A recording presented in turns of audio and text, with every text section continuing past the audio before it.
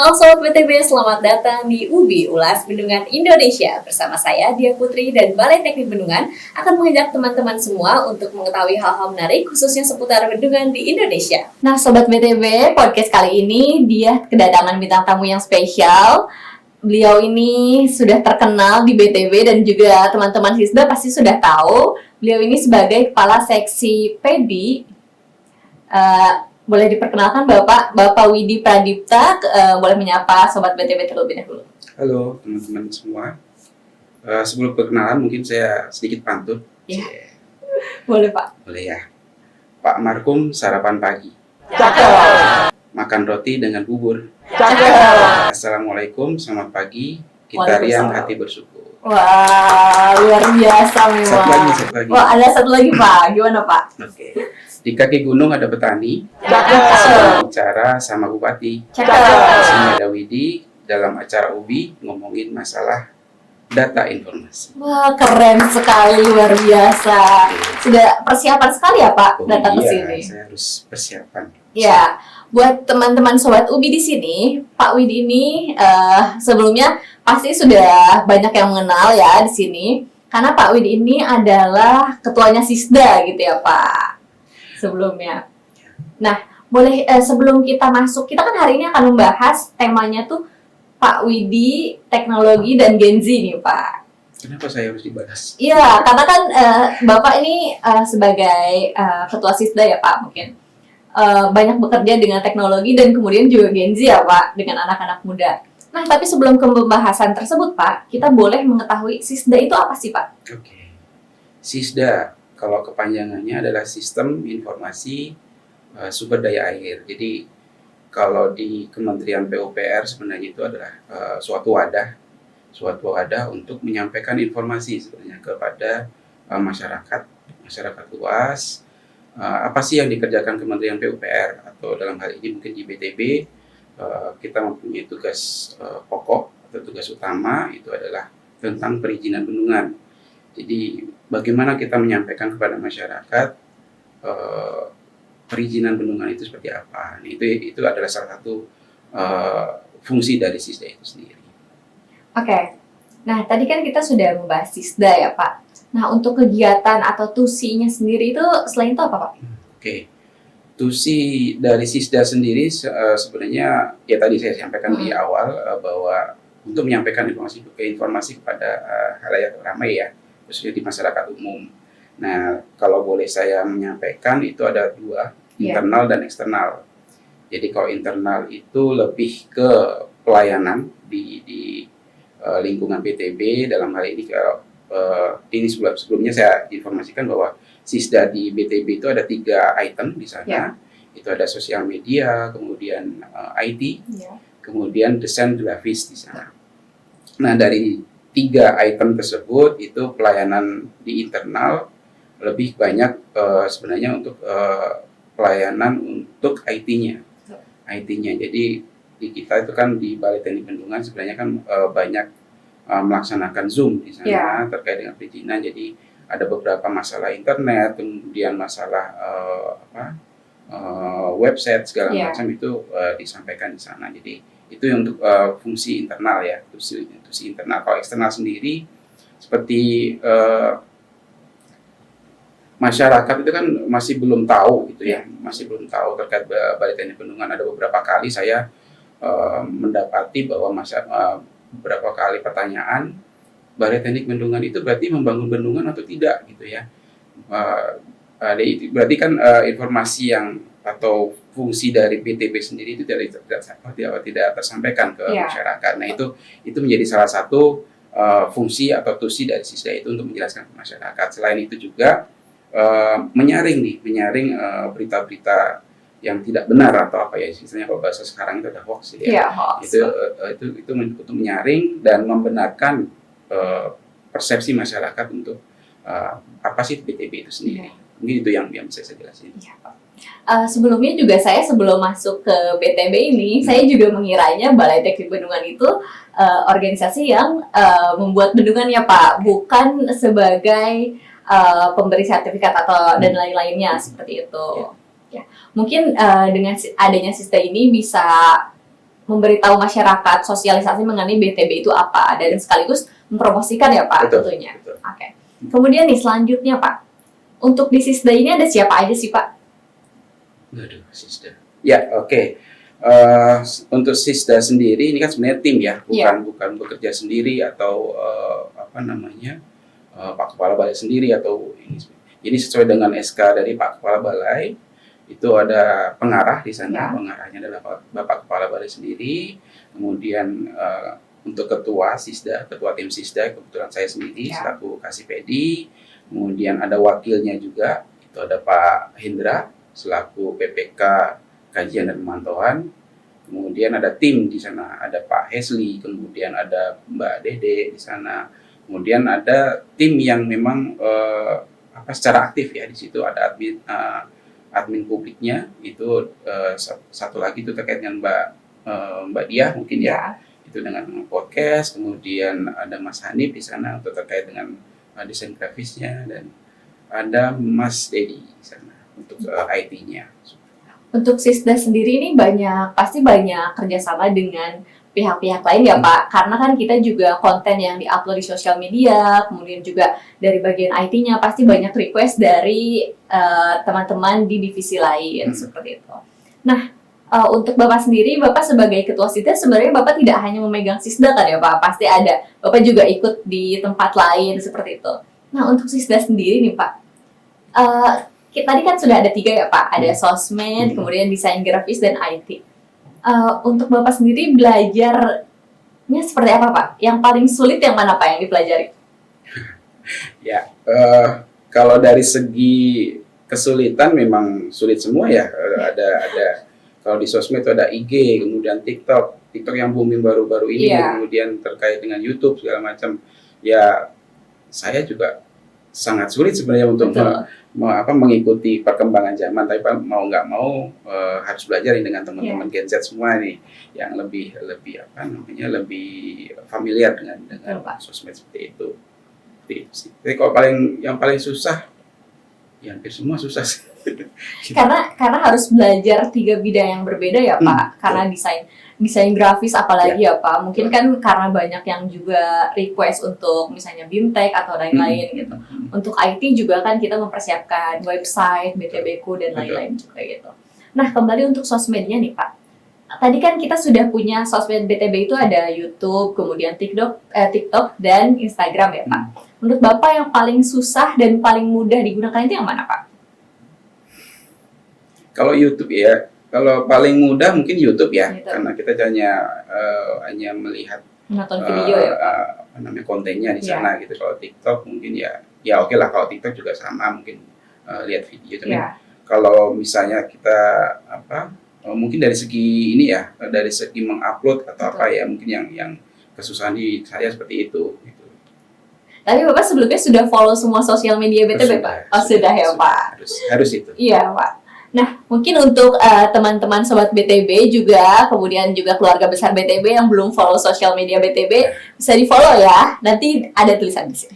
Akan kita munculkan ya, Pak. Nah, kemudian nih, Pak, selanjutnya untuk kontennya dari sosial media yang sudah kita upload itu, menurut Bapak seperti apa, Pak? Bagus sih, sebenarnya bagus. Cuman memang ada beberapa yang harus tadi kan saya sampaikan di depan bahwa kita harus lebih menginformasikan kepada masyarakat bahwa BTB itu pekerjaan seperti ini gitu. Pekerjaan seperti ini. Kalau mungkin di balai-balai lain atau di balai besar atau di balai wilayah sungai yang lain itu memang cukup banyak gitu ya pekerjaannya. Nah, kalau di kita di Balai Teknik Bendungan itu hanya proses perizinan untuk yang tugas utama. Nah, ini yang akan sedikit kita bersikeras untuk menyampaikan ke masyarakat gitu. Dan itu pun informasinya masih ada masih ada jembatan atau pembatasan di sana gitu ya untuk menyampaikan ke masyarakat, karena tidak semuanya informasi terkait dengan perizinan bendungan harus kita sampaikan ke masyarakat. Harus kita saring. Betul Pak. Kemudian Pak, untuk dari segi kontennya sendiri Pak, Bapak lebih suka konten yang mungkin lebih casual, Pak? Seperti kemarin kan kita ada interview teman-teman di seminar Hari Ari Dunia kan ya, Pak? atau lebih ke seperti misalnya cuplikan podcast seperti itu? Seperti apa, Pak? Ya, kalau menurut saya lebih mengena ke masyarakat itu yang secara langsung ya. Iya. Kita secara langsung kita wawancara ke mereka secara langsung. Jadi informasi-informasi yang mungkin kita sampaikan atau mereka tanyakan itu bisa langsung kita jawab. Mungkin itu yang lebih sekarang itu lebih mengena ke masyarakat. Betul. Harus lebih digencarkan mungkin ya Betul. Pak konten seperti itu. Ya. Nah, kemudian boleh Pak kita bertanya mengenai Bapak kan sebelumnya di sini sudah lama juga ya Pak. Maksudnya sudah lebih senior dibanding kami semua gitu. Ada perbedaan tidak Pak? Cara bekerja mungkin dengan yang seangkatan Bapak dan dengan Gen Z nih Pak. Karena kan banyak sekali ya mungkin kita kalau lihat di sosial media, di Instagram, di TikTok, kalau Gen Z tuh agak susah mungkin ya diajak bekerja sama atau mungkin ada agak keras kepala seperti itu. Gimana Pak? Enggak sih ya, sebenarnya gini, maksudnya Gen Z sekarang itu mereka lebih kritis, lebih satset ya, kalau bilang Pak Jokowi itu kan satset gitu ya, satset. Jadi apa yang mereka tahu, apa yang mereka ingin sampaikan ya sudah mereka sampaikan gitu kan. Nah mungkin bagi kami yang istilahnya sedikit lebih tua atau lebih matang lebih matang kayak mak buahnya, istilahnya akan sedikit ya tadi mungkin teman-teman Gen Z ini lebih mengutarakan secara frontal gitu. Bagi kami kok kok langsung gitu, secara langsung gitu ya. Jadi tidak ada istilahnya kalau bahasa dulu itu ada unggah-ungguhnya gitu ya bahasa Jawanya itu.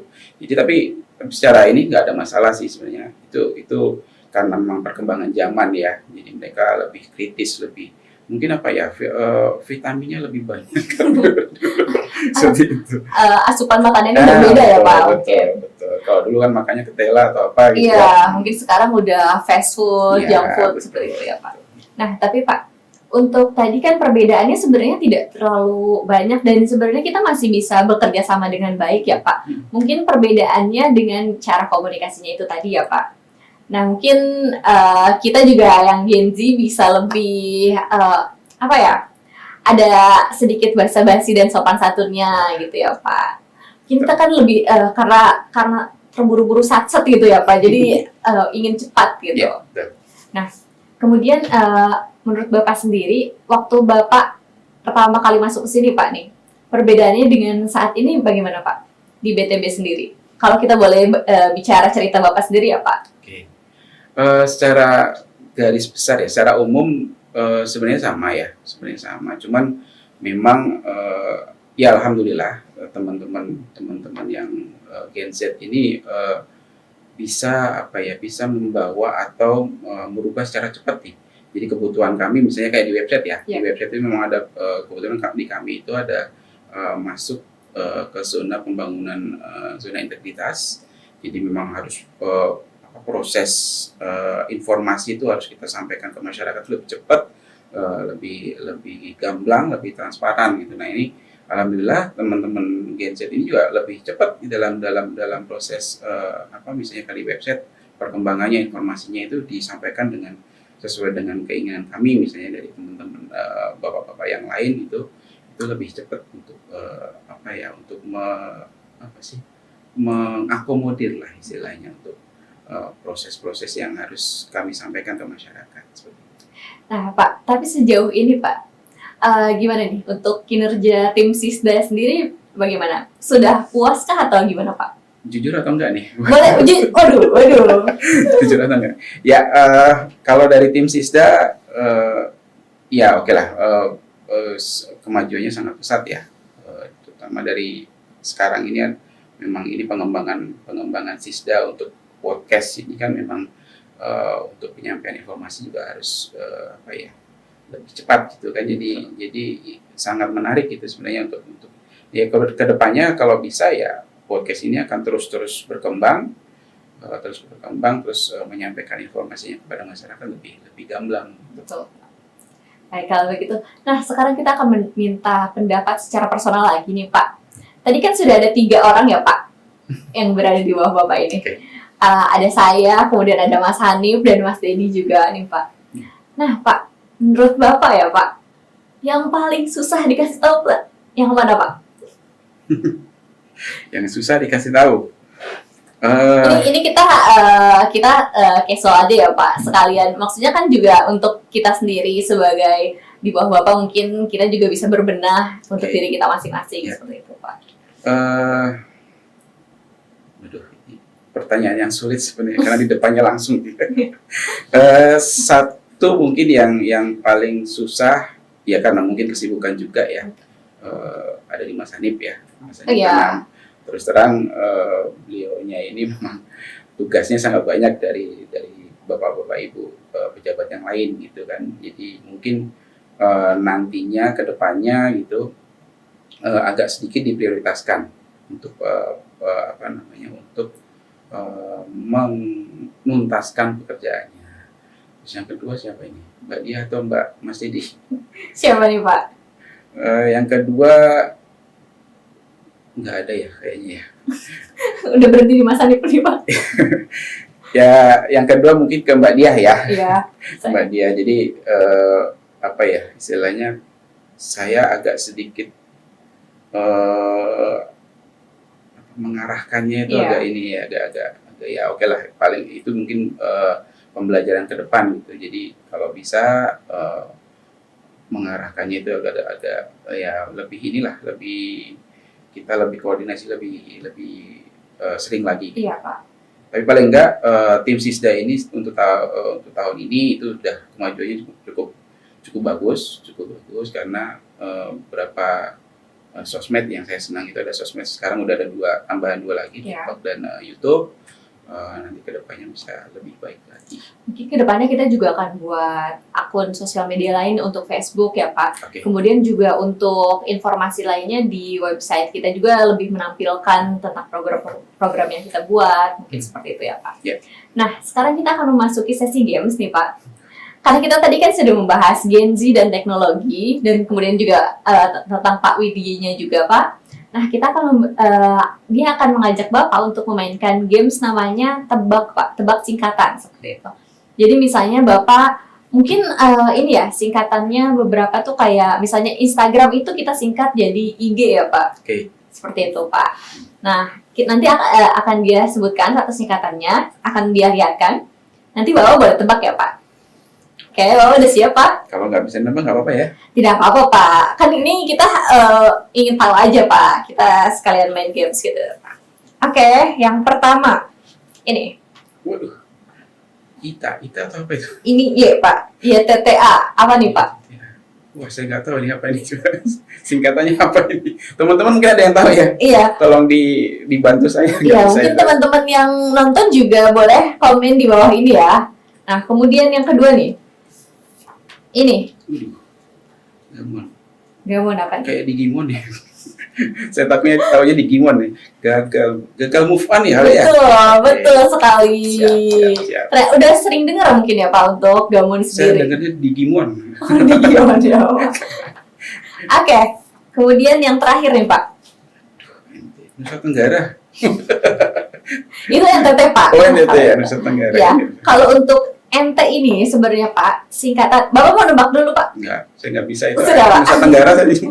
Ini nice try Pak. Oh, oke. Jadi kalau misalnya kita kan mencoba sesuatu mungkin ya, terus ternyata hasilnya tidak begitu baik Pak, tapi kita kayak nice try, seenggaknya kita sudah mencoba gitu Pak. Oke, siap. Kemudian yang tadi ini, yang Ini bukan YTTA, jadi quiz sih teman-teman. iya ini sebelah sini juga.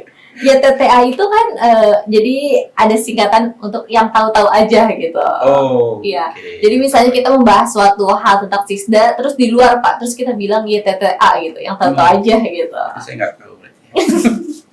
Kan itu Bapak jadi tahu saat Oke. ini. Nah kemudian ini yang gambar itu sudah benar Pak, gagal move on Oke. gitu. Biasanya kan kita pakai istilah di percintaan ya mungkin ya Pak, Oh. seperti itu. Nah kemudian Pak, kita sudah di penghujung acara Pak. Sebelumnya boleh Bapak mungkin sepatah dua patah kata untuk teman-teman Sobat BTB atau keluarga besar BTB ataupun mungkin untuk tim Sisda sendiri seperti itu. Ya, jadi untuk teman-teman Balai Teknik Bendungan segera bergabung dengan Mbak Diah tentunya di podcast.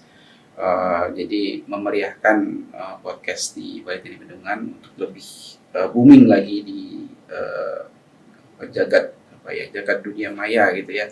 Itu kemudian untuk Sisda sendiri semoga nanti ke depannya bisa lebih erat lagi kekeluargaannya. Jadi pada saat bekerja itu akan saling bantu-membantu antar satu dengan yang lain. Mungkin itu. Oke, kalau gitu. Terima kasih sekali Bapak sudah meluangkan waktunya untuk mengisi podcast hari ini bersama kami ya Pak. Ya. Mungkin lain kali bisa gabung kembali dengan kami mungkin di segmen yang berbeda ya. Terima kasih juga untuk Sobat BTW yang menonton. Jangan lupa like, komen, dan subscribe. Jangan lupa aktifkan notifikasinya agar tidak ketinggalan berita-berita menarik khususnya seputar bendungan di Indonesia. Terima kasih.